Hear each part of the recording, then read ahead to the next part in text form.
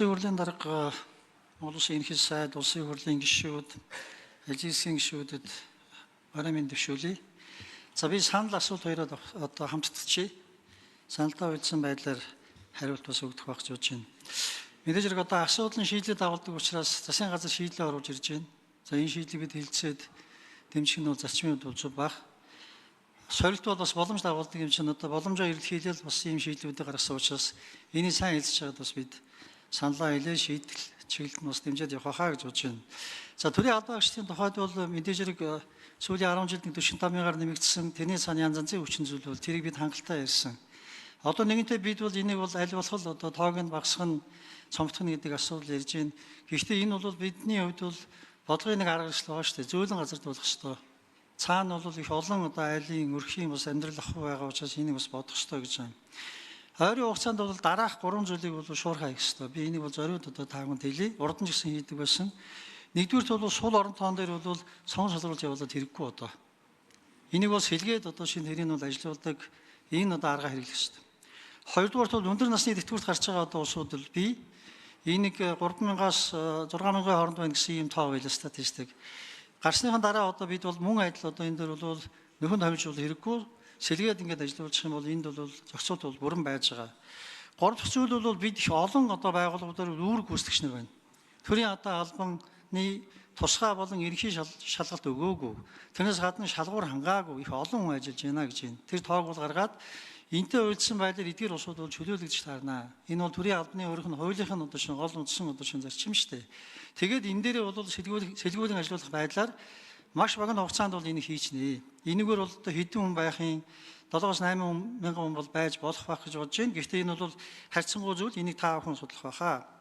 Нөгөө нэг зүйл бол маш богино хугацаанд дараагийн их зүйл дөрөв дэх зүйл чигүүргийн шинжилгээ ажлын байрны одоо шинжилгээг бол хийж болно.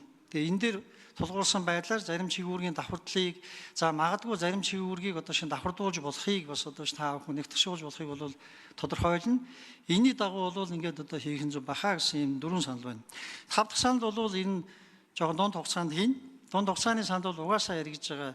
Нэгдүгээр зүйл бол захим шилжилтийг бид цааш нь эрчимжүүлэх ёстой. Сая гадны улсынхандаа бас уулзалт хийж хагаад танаа захим шилжилт манаагаас их хурдан байсан чинь буцаад манайх танахаас сайн болчлаа. Манад бол энэ төрийн одоо үйлчлэгээний төрийн одоо ажлын одоо хурд бол сайжирсан, албан агчлын ч гэсэн одоо шинэ хүн суртал багассан гэж энэ дээр бас анхаарах ёстой.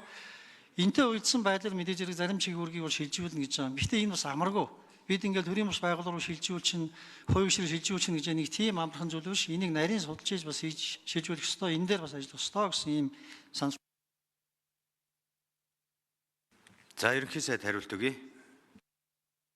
За Зөлбөр гишүүнээс хотын зөлбөр гишүүний асуултанд хариулъя. Зөлбөр гишүүн бас энэ төрийн албаны шинжил алсын хараа олон баримт бичигт хамтран ажиллаж оролцсон хүн.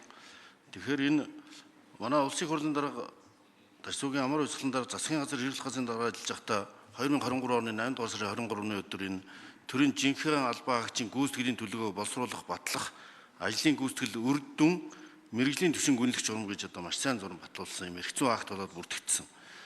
Энийний дагуу одоо маш сайн үнэлэгдсэн бол шагнал тодорхойлох, төрийн шагнал тодорхойлох, мөнгө урамшуул олгох гэх бүх журмаар тэгээ үнэлгээ нийл тод хэвлэж гарч явах ёстой. За дараагийн хангалттай нь бол тэр маш сайн үнэлснээсээ мөнгө урамшуул нь 50%-аас хэтэрч болохгүй гэдэг юм. Ийм үнэлгээний маш сайн журам гарсан. Өөрөөр хэлбэл энэ аттестатчлалын журам. Тэгэхээр энийг одоо энэ 24 оны 1 сарын 1-ээс эхлээд ингээ мөрдөгдөд эхлээ явж байгаа явах ёстой. Энийг одоо бид нэр хэрэгжүүлэхийг төрийн албаны зөвлөл бүх аймаг нийслэлийн улсын хэмжээнд төрийн жинхэнэ албан агчийг дүгнэх журам байгаа. Энийг хэрэгжүүлэх нь бол бас одоо энэ төрийн албаны шинтгэлийн бас нэг зорилго. Энэ залгам чанарыг хадгалж энийг хэрэгжүүлэхийн зорилго гэж бид хэрэглэх газартаа эмчиглэгч ажиллаж байгаа.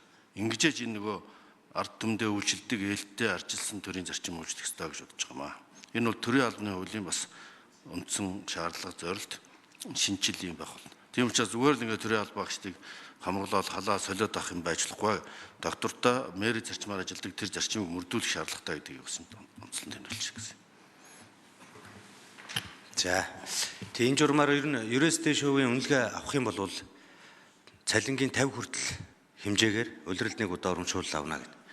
Гэхдээ сая ерөнхий сайдын хэлдэгчлээ үнэлгээг одоо хэн нэгэн дарга ганцаараа гаргахгүй хамт олон байгууллага үнэлгээний баг гэдэг ийм үе шаттайгаар гаргадаг.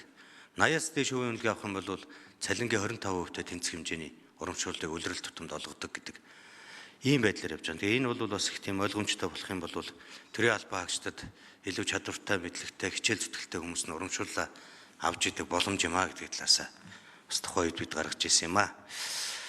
За нэмэлт хариулт өгөө. За Батчуугар сайд. За та бүхэн өдрийн мэнд төргий. Зөвлөмпар гишүүнд санал нэгэнэ цахим шилжилтийг бол улам цаашаа үргэлжлүүлэх ёстой. Өнөөдөр бид нар e-Mongolia платформыг бол нэлээд иргэд ашиглаад сурцсан байгаа. 2 сая иргэн бүртгүүлсэн. Цаашлаад e-бизнес гэсэн платформыг бас амилуулах ёстой гэж харж байгаа.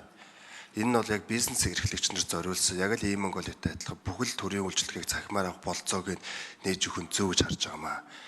Цаашлаад дээр бол Монгол Улсын ерөнхий сайд бас digital first гэсэн тийм концептыг бас дэвшүүлсэн. Энэ нь одоо бүх Монгол улс цахим төрийн үйлчлэгийг цахимаар явуулна, хүн сурталдаг арилгах нь үг нэг дагаад авилга хэл ахуулж гэсэн буурах болцоо байгаамаа.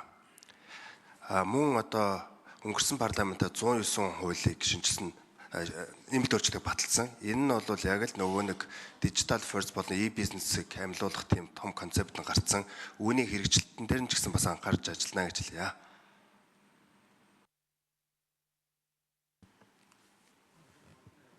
За Жаданбаагийн Баясгалан гишүүн асуулт асууя.